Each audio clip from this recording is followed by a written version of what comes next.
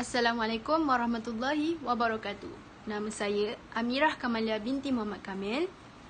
Ingin membentangkan topik 8 yang bertajuk Kawalan Kendiri Kanak-kanak. Baiklah, setiap manusia mempunyai satu gambaran atau pandangan terhadap diri sendiri. Gambaran tersebut dikenali sebagai konsep kendiri. Ianya terbentuk daripada interaksi diri dengan orang lain dan juga alam sekitar. Konsep kendiri menentukan sejauh mana individu melihat dirinya dengan orang lain. Ianya juga merupakan asas kepada pembentukan personaliti seseorang. Seterusnya, pandangan definisi kawalan kendiri daripada beberapa orang tokoh. Yang pertama, Carl Rogers 1951, beliau mengatakan bahawa konsep kendiri adalah definisi diri yang kita berikan kepada diri kita secara sedar apabila menggunakan perkataan saya atau aku. Saya itu adalah merupakan komponen personaliti yang utama. Okey, yang kedua, Chevalier dan Wallace 1982, mereka mengatakan bahawa konsep kendiri ialah tanggapan seseorang terhadap dirinya. Tanggapan yang dimaksudkan adalah meliputi kepercayaan, perasaan, sikap dan juga nilai. Ia berbeza antara seseorang dengan yang lain. Yang ketiga, Cohen 1951, beliau mengatakan bahawa seseorang mempunyai konsep kendiri yang tinggi atau rendah, di mana konsep kendiri itu adalah menghargai diri sendiri, bercita-cita tinggi dan juga berkebolehan dalam satu-satu bidang. Bagi konsep kendiri rendah pula adalah rendah diri, mudah putus asa, tidak ada keyakinan diri dan juga membenci diri sendiri. Aspek-aspek perkembangan kawalan kendiri.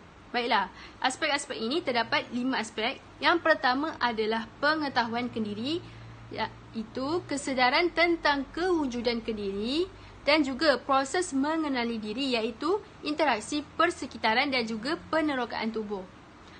Okey, tugas pertama kanak-kanak ialah memahami bahawa dirinya terpisah daripada persekitaran. Pada awalnya, bayi menganggap dirinya sebahagian daripada persekitaran.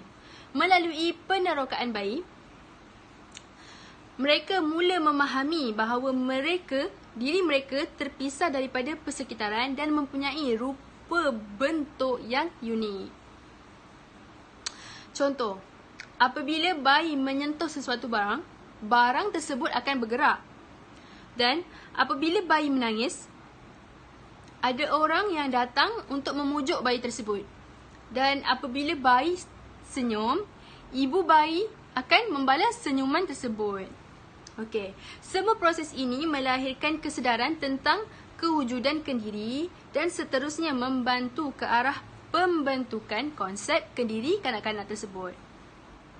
Yang kedua, regulasi dan kawalan kendiri. Okey, regulasi berkait rapat dengan perkembangan emosi dan kematangan sosial kanak-kanak. Okey, contohnya, bayi.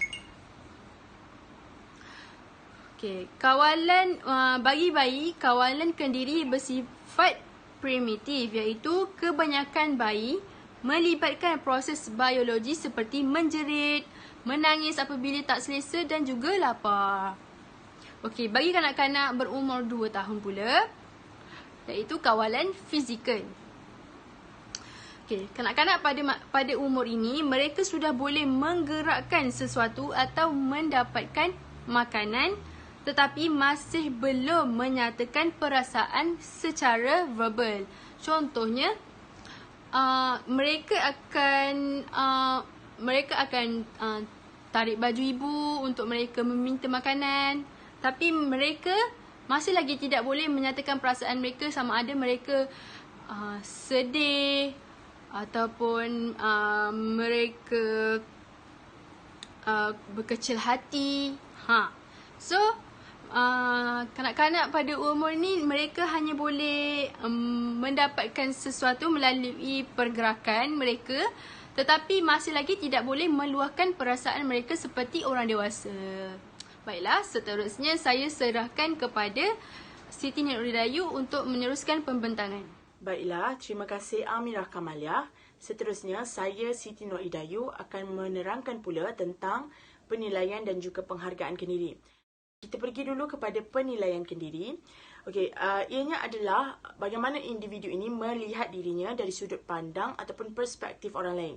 Ia boleh jadi sama ada dalam bentuk yang positif ataupun negatif.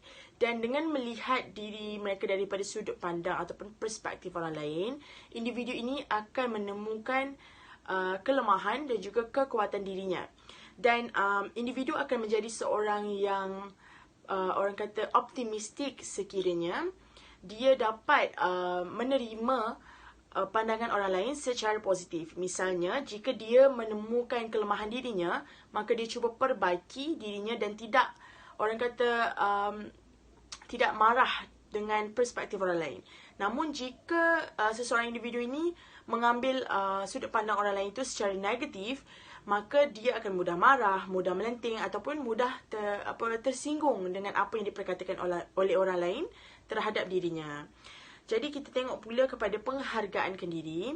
Penghargaan kendiri ataupun self-esteem ini merupakan orang kata pengaruh yang kuat dalam pembentukan ataupun perkembangan diri seseorang insan.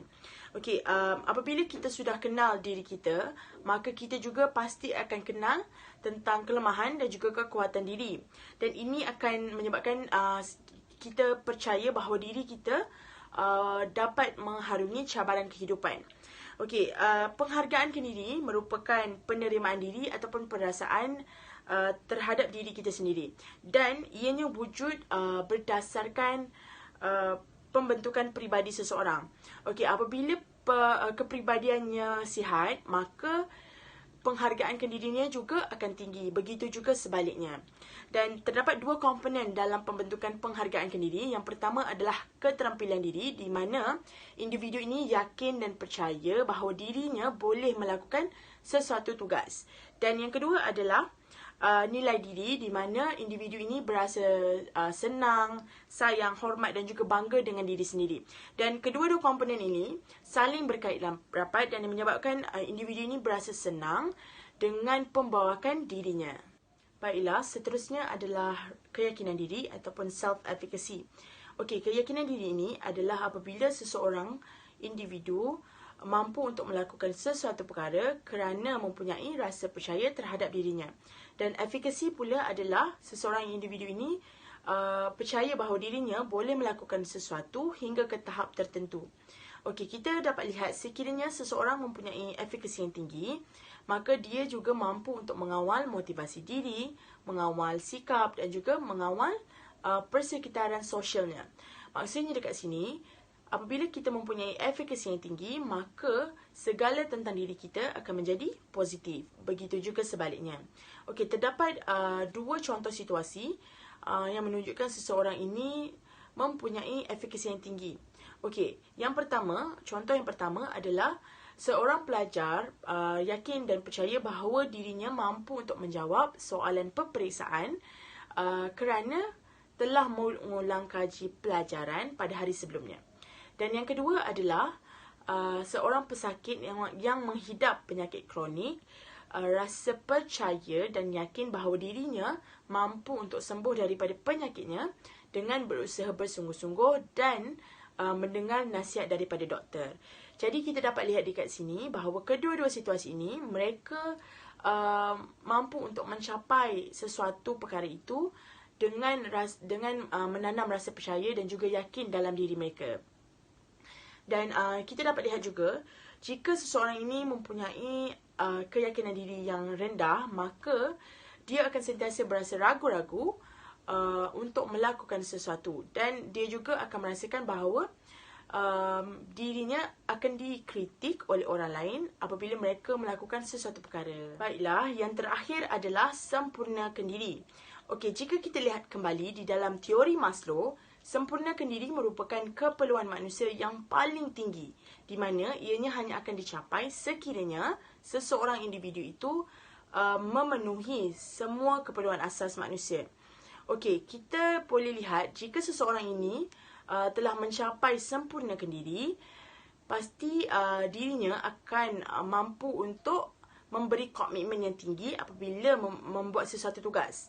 Seterusnya, seseorang individu juga akan mempunyai pendirian diri ataupun pegangan hidup yang teguh dan tidak mudah bergantung kepada orang lain.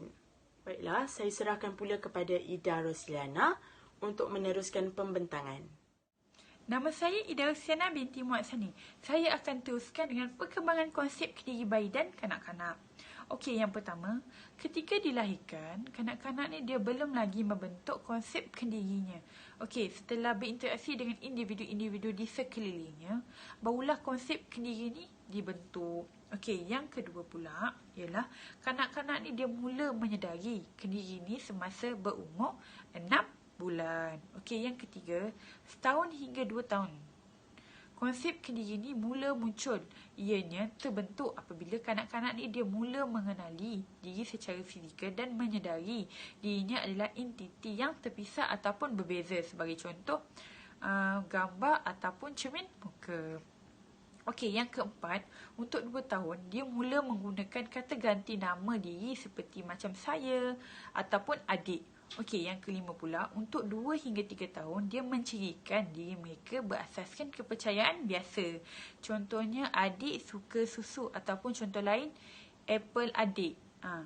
Yang keenam ialah 3 tahun setengah hingga 5 tahun ni, kanak-kanak ni dia terhad kepada pemikiran dan perbuatan yang nyata dan khusus. Okey, contohnya macam apabila ditanya tentang siapa mereka ni, kanak-kanak ni dia sudah dapat melabelkan diri mereka dengan pelbagai cara seperti menyatakan jantingannya, saiz badannya, sifatnya. Okey, sebagai contoh ialah mereka ni dapat menggambarkan diri mereka berasaskan sifat fizikal. Contohnya macam rambut saya. Itu adalah sifat fizikal. Okey, daripada ciri psikologikal pula ialah contohnya macam saya suka main dengan kawan baik saya, Ali. Yang ketujuh, 4 hingga 7 tahun ni, apabila kanak-kanak ni semakin berkembang, mereka sudah dapat memberikan gambaran penuh tentang diri seperti pengetahuan tentang diri sendiri, ciri-ciri personaliti dan penilaian sifat kendiri. Tetapi mereka ni masih belum mengetahui kelemahan mereka. Contohnya, kanak-kanak ni dia terdiri daripada kebolehan, kelakuan, sifat dan nilai yang memaparkan diri mereka berlainan daripada orang lain. Yang tu yang ke-7. Okey, yang ke-8 pula ialah kanak-kanak ni dia membina asas konsep kendiri melalui pengalaman kehidupan dengan ibu bapa. Sebagai contoh, umur 6 tahun ni dia sudah cenderung memilih pakaian berjenama dan ingin disayangi oleh ibu bapa tanpa syarat. Okey, yang ke-9, selepas memulakan prasekolah di peringkat rendah, konsep kendiri ni kanak-kanak menjadikan semakin abstrak. Contohnya, dia melihat diri mereka tidak hanya sebagai seorang yang pintar, tetapi juga membandingkan diri mereka dengan orang lain. Okey, yang ke-10 pula, kajian kepada kanak-kanak umur 9 tahun hingga 18 tahun ni. Untuk mendapatkan jawapan ni, dia mengenai siapa saya. Usia 9 tahun yang pertama, nama saya Harun, mata saya warna coklat, rambut saya warna hitam. Yang kedua, saya berumur 9 tahun, saya suka bersukan, saya ada 9 orang adik-beradik. Okey, itu adalah contoh untuk usia 9 tahun. Okey, untuk usia 11 tahun pula, yang pertama, nama saya Surya, saya adalah orang biasa, saya seorang perempuan, saya boleh dipercayai. Yang kedua, saya tidak begitu cantik, saya lebih tinggi jika dibandingkan dengan kawan-kawan yang lain sama usia. Saya adalah perenang yang baik. Okey, itu adalah contoh usia untuk 11 tahun. Terima kasih kepada Ida Rosliana atas penerangan. Saya Nurul Ashikin binti Muhammad Syam akan menerangkan tentang slide seterusnya iaitu berkaitan jenis-jenis konsep kendiri, iaitu konsep kendiri yang positif dan juga konsep kendiri yang negatif. Saya akan pergi kepada konsep kendiri yang positif terlebih dahulu. Poin yang pertama adalah terbentuk apabila seseorang menghargai diri. Poin ini dilihat apabila semua individu perlu menghargai setiap usaha ataupun setiap apa yang terbaik telah diri anda berikan untuk anda. Okey, poin seterusnya adalah sering mendapat perhatian. Poin ini di mana setiap individu itu perlu mendapatkan sedikit perhatian supaya ataupun dikata boleh menaikkan semangat kepada individu tersebut dengan cara kata-kata pujian ataupun memberikan sedikit penghargaan kepada mereka supaya mereka lebih bermotivasi untuk melakukan sesuatu dengan lebih baik. Poin seterusnya adalah mempunyai aura yang positif. Apabila seseorang individu mempunyai aura yang positif, lazimnya mereka akan mempunyai motivasi diri sendiri dan juga mereka mempunyai matlamat untuk menuju kejayaan mereka. Okey, seterusnya adalah menilai diri secara positif. Menilai diri secara positif ini di mana mereka mengambil kelebihan mereka meskipun kelebihan itu dilihat kecil di mata orang lain, tapi mereka mampu untuk menghargai kelebihan tersebut dan mampu untuk mengembangkan kelebihan itu kepada tahap yang lebih besar. Okey, seterusnya adalah menonjolkan sisi yang positif. Menonjolkan sisi positif ini bermaksud sekiranya kita sebagai seorang individu mempunyai masalah ataupun mempunyai gangguan emosi, tetapi kita mampu untuk menyembunyikan perkara tersebut dan terus menunjukkan bahawa anda seorang yang gembira, dan dari situ anda akan lebih kelihatan seperti seorang yang tidak mempunyai apa-apa masalah. Okey, baiklah. Untuk poin seterusnya adalah mampu menangani masalah dengan baik. Poin yang ini di mana orang-orang yang positif sentiasa boleh menyusun masalah dan mencari penyelesaian dengan baik tanpa melibatkan perkara-perkara yang negatif seperti ketika marah tidak semestinya perlu bergaduh, ketika marah tidak semestinya kita perlu menyakiti orang lain. Jadi mereka yang positif mampu untuk selesaikan masalah dengan cara yang baik. Poin yang seterusnya adalah bersikap terbuka.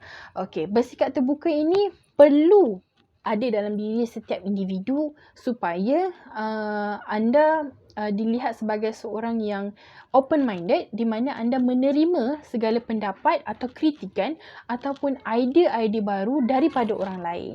Okey, poin yang terakhir untuk konsep pendiri yang positif adalah mempunyai emosi yang stabil. Emosi yang stabil ini membuktikan bahawa individu tersebut mampu untuk menggunakan EQ iaitu Emotional Intelligence dan juga IQ mereka dengan seiring dan tidak mencampur adukkan urusan emosi dalam tingkah laku mereka.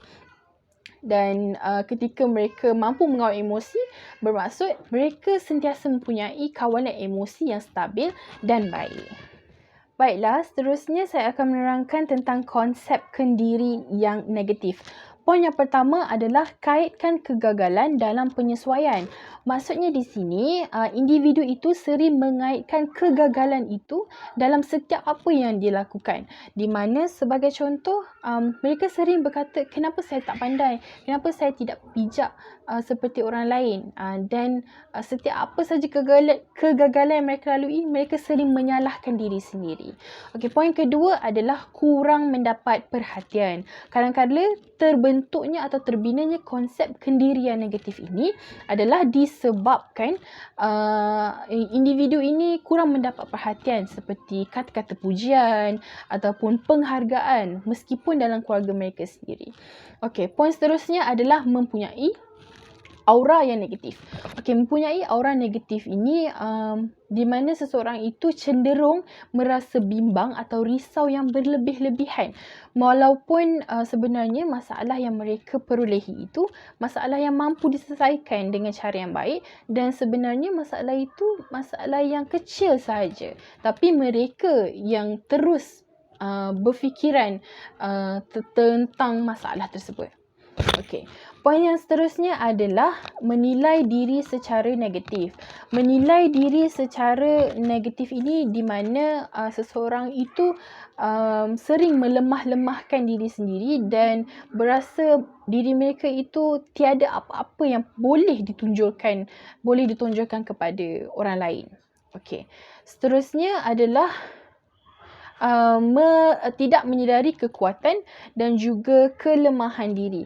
Okey, poin yang ini bermaksud seseorang itu tidak sedar yang mereka sebenarnya mempunyai kelebihan, dan juga orang yang mempunyai kendiri yang negatif ini, mereka tahu mereka mempunyai kelemahan tetapi tidak berusaha untuk memperbaiki kelemahan tersebut, dan orang-orang ini hanya akan tertumpu kepada pemikiran yang negatif sahaja. Okey, poin seterusnya adalah mempunyai hati yang sensitif. Okey, mempunyai hati yang sensitif ini sebenarnya adalah sesuatu perkara yang sering dikaitkan dengan individu yang negatif kerana mereka tidak menganggap gurauan itu sebagai satu jenaka, tetapi mereka lebih memikirkan kepada adakah gurauan itu benar-benar ditujukan kepada mereka, dan mereka lebih cenderung untuk mudah terasa hati dan mudah putus asa dalam hidup mereka. Okey, seterusnya adalah tidak mempunyai keyakinan diri. Tiada keyakinan diri ini, individu ini tidak rasa yang mereka boleh lakukan sesuatu dengan baik. Sebagai contoh, sekiranya dalam kumpulan anda telah diamanahkan untuk menjadi ketua, tetapi memberikan alasan dengan saya tidak pernah menjadi ketua dan saya tidak mahu menjadi ketua. Jadi apabila seseorang itu terus berada dalam mindset yang di mana mereka tidak yakin mereka boleh buat, jadi mereka akan sentiasa berada di tahap yang sama dan tiada perubahan kerana mereka tidak berani untuk mencuba. Okey, poin seterusnya adalah hanya ingin melakukan tugasan-tugasan yang mudah. Okey, melakukan tugasan yang mudah di mana mereka merasakan mereka tidak mahu membebani diri mereka dengan perkara-perkara yang sukar ataupun perkara-perkara yang perlukan tindakan yang berlebihan. Jadi mereka lebih suka untuk melakukan perkara-perkara yang mudah. Okey. Seterusnya adalah mereka lebih suka bergaul dengan kanak-kanak berbanding dengan dewasa.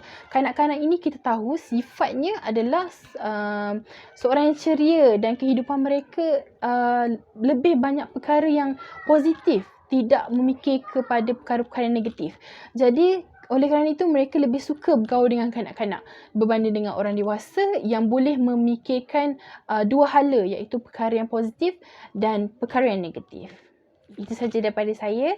Saya serahkan kepada Mariam Jamilah. Terima kasih. Assalamualaikum warahmatullahi wabarakatuh. Nama saya Mariam Jamilah binti Sazuri. Okay, kita pergi kepada faktor-faktor yang mempengaruhi pembentukan konsep kendiri kanak-kanak, iaitu yang pertama adalah melalui kasih sayang dan penerimaan positif. Kedua, perhubungan dengan orang sekeliling mereka.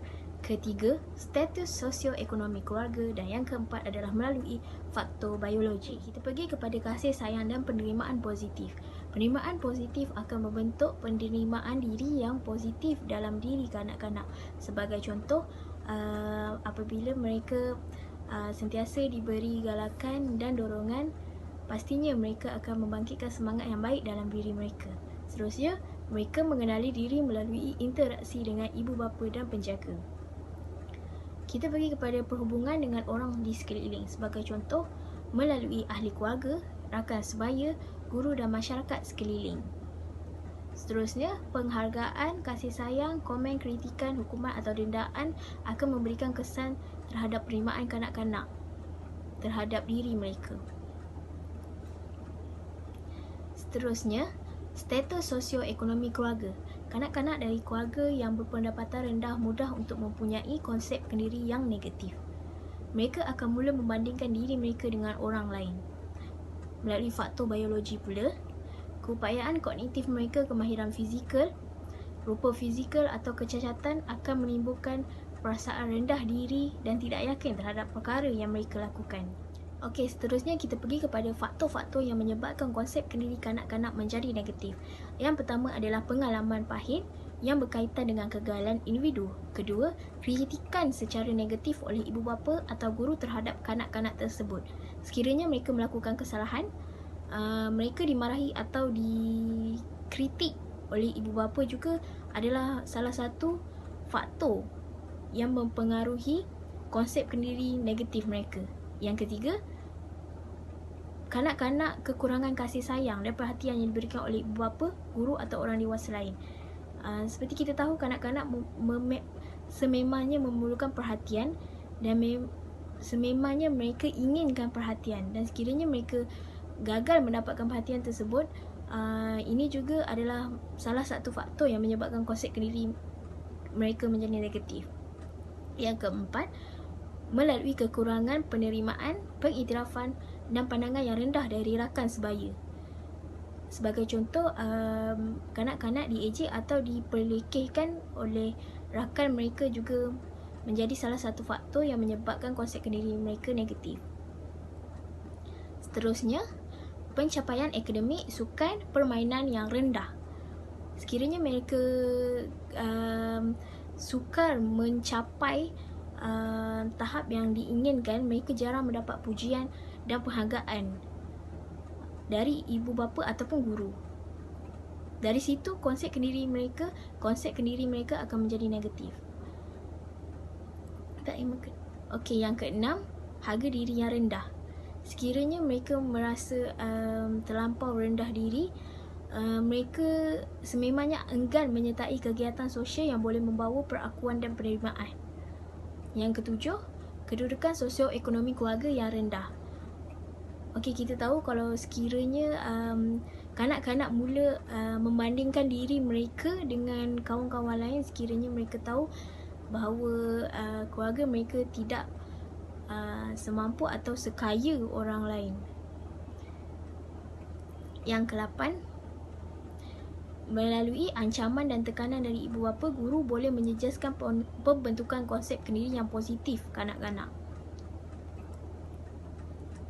Okey, seterusnya, matlamat yang kurang realistik. Apabila mereka gagal mencapai matlamat tersebut, mereka akan merasa rendah diri dan mula membentuk konsep kendiri yang negatif. Selain pada itu, apabila mereka mempunyai kecacatan anggota badan, mereka juga akan berasa kurang cekap dan rasa tidak diperlukan atau tidak berguna. Okey, seterusnya, kegagalan mencapai satu-satu tugas perkembangan. Seterusnya, suasana keluarga yang kurang harmonis. Sebagai contoh, pergaduhan ibu bapa menyebabkan kanak-kanak rasa tidak selamat dan kurang bernasib baik. Seterusnya, ia akan menjejaskan konsep kendiri mereka. Okey, untuk mengekalkan konsep kendiri yang baik dan harga diri yang tinggi, seseorang individu akan menggunakan satu cara yang dipanggil helah bela diri. Terima kasih Mariam Jamilah. Okey, seterusnya adalah penerapan unsur. Yang pertama, asas kepada pembentukan personaliti. Yang kedua, pengaruh yang kuat terhadap pemprosesan maklumat diri. Yang ketiga, mempengaruhi tingkah laku dan sikap.